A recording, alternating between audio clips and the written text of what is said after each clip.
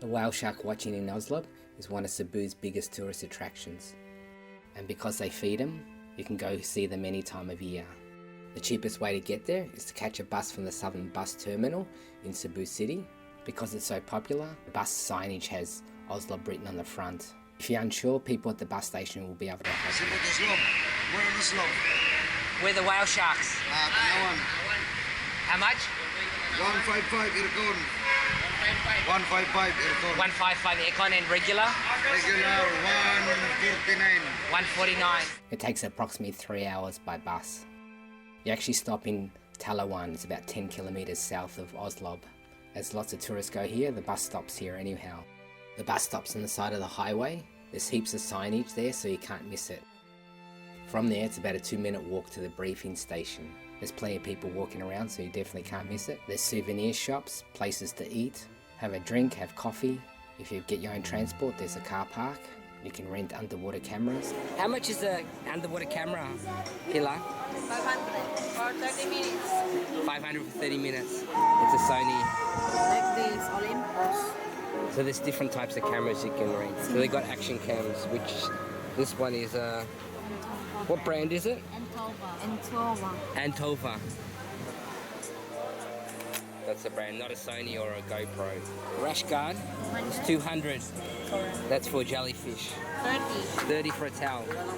Then you have to listen to a briefing, which goes for a few minutes. Lastly, you are not allowed to apply sunblock lotion or any sunscreen protection upon swimming. Tells you what you can and can't do. Then you go pay for your ticket.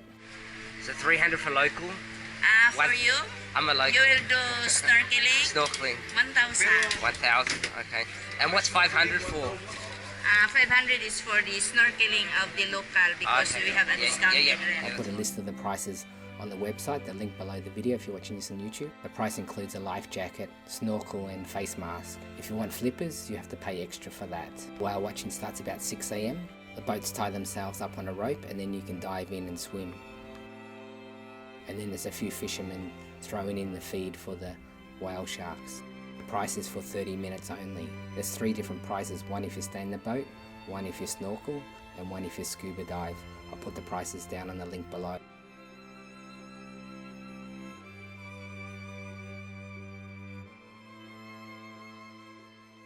There was a few small jellyfish in the water though, and I did get some itchy arms from the jellyfish.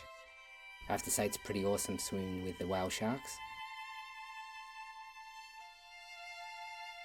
At times it can get chaotic in the water and you bump into other people, but generally it's not too bad. Whale sharks are found in tropical waters and they live for about 70 years and they mainly feed on plankton. The number of whale sharks swimming around at any particular time change every day, so sometimes you get a lot and sometimes you get not so many.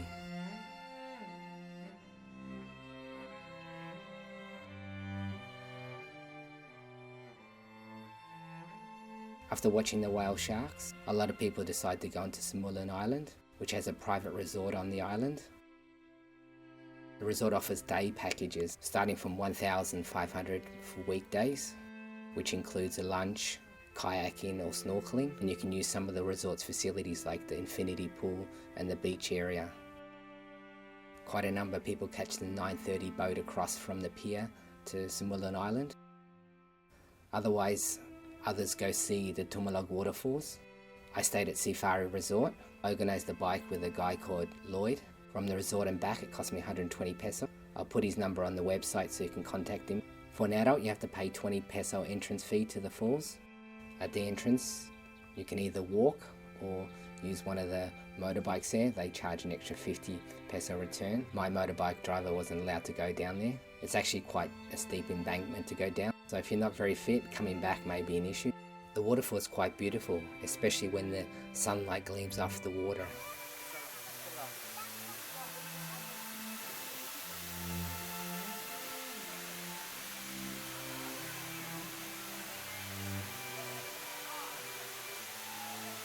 It's definitely well worth checking out when you're in Oslob. Coming back from the falls, you have a nice view of the ocean. You can also head to Oslob town. It has a nice heritage park with some old Spanish buildings. And you can learn about the history of the town a bit.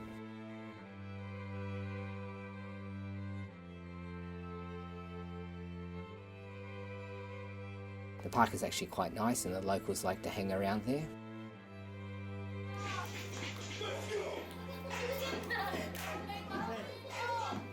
There's actually quite a number of accommodation options to stay in Oslob, but I'll show them in another video.